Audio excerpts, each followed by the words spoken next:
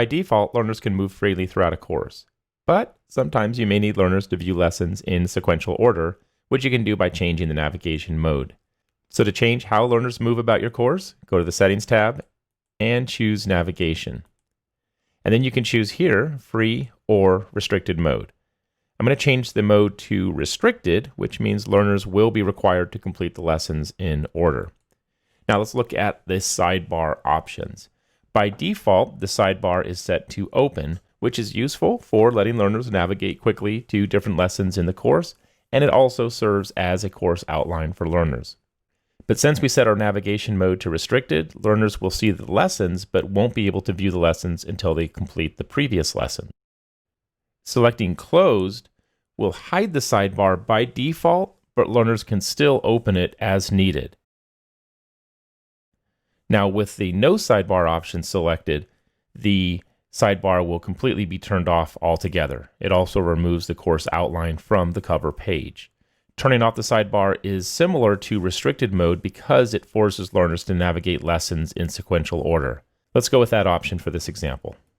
Another way you can control navigation is by turning off the previous and next buttons that appear at the start and end of each lesson.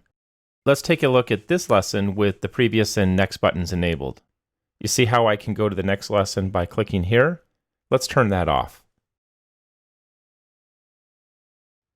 Okay, let's take a look at that lesson again. See, there's no next button here, but we need to give learners a way to move to the next lesson, so we'll need to add a continue block. Anytime you turn off the default previous and next buttons, you will need to add a continue block to the end of each lesson. Close out of the settings. And let's open up the lesson. And I'm going to scroll all the way down here to the bottom. From the blocks shortcut bar, just click Continue to insert a block at the bottom of your lesson.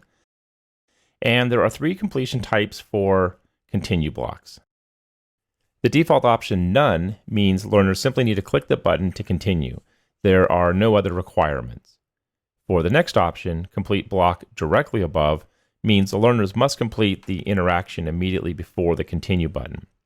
And the final option, Complete all blocks above, means learners will have to complete all interactions above the continue button in order to proceed.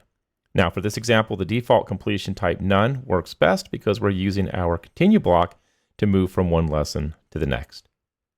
Close out of our settings. And that's how easy it is to control how learners navigate your Rise 360 courses.